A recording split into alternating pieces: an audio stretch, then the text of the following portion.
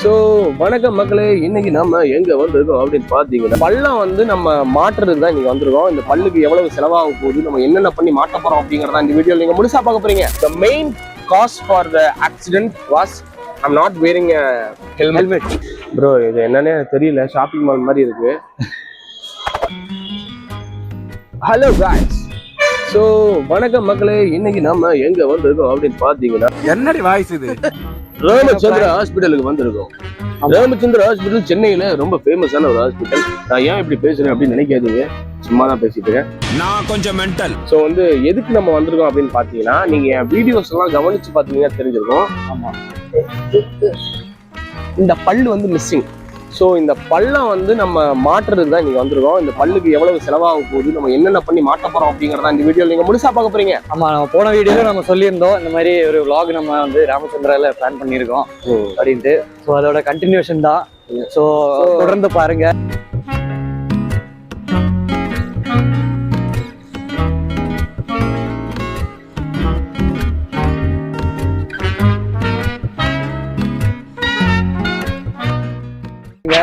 சரி ப்ரோ, ஒரு டவுட்டு, உங்க பல்லு எப்படி போச்சு?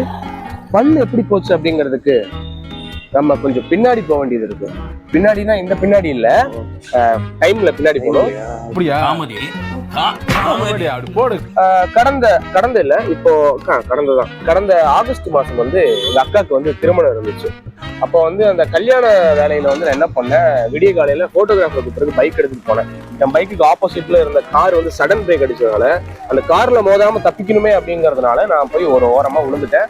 And the main cause for the accident was I'm not wearing a helmet. So helmet வந்து நான் போன வீடியோல சொல்லியிருப்பேன், ஹெல்மெட்டை போடுங்க அப்படின்னு. ஸோ ஹெல்மெட் இல்லாதனால தான் எனக்கு இந்த அடி பட்டுச்சு.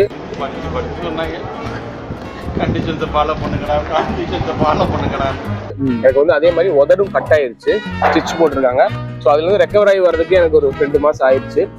ஸோ இப்பதான் வந்து பல்லு வந்து எனக்கு அந்த பெயின்லாம் கொஞ்சம் கம்மியா இருக்கு. ஸோ அதனால இப்பதான் பர்ஃபெக்டான டைம். ஸோ அதனால இங்க ஒரு மார்க் இருந்தது, இதெல்லாம் குறையறதுக்கு 3 மாசம் ஆயிடுச்சு. So that's only guys. அதுக்குதான் நம்ம வந்து இன்னைக்கு வந்து நம்ம ஒரு ஓபி டிக்கெட் எடுத்து. ஆமா, இந்த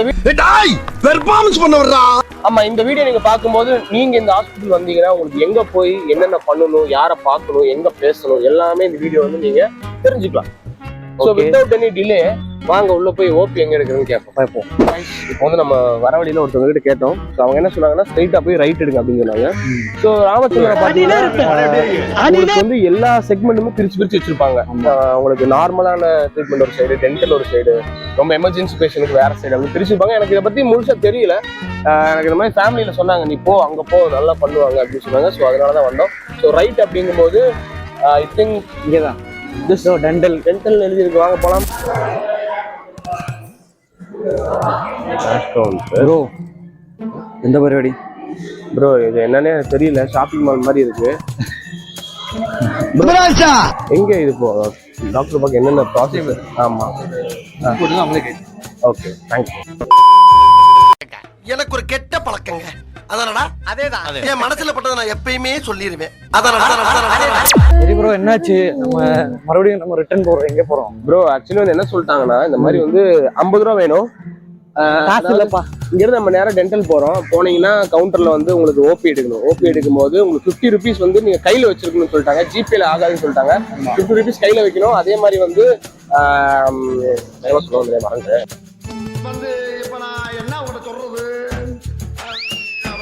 அதே மாதிரி ஆதார் கார்டு வந்து நீங்க காட்ட வேண்டியது வரும். ஸோ அதுக்கேற்ற மாதிரி வாங்க கைஸ். ஸோ கைஸ் நம்ம வந்து 50 ரூபா கேட்டோம், யாருக்கிட்ட இல்லைன்னு சொல்லிட்டாங்க. பட் ஃபார்ச்சுனேட்லி ஒரு ரேபிடோ டிரைவர் வந்து கரெக்டாக வந்தார்.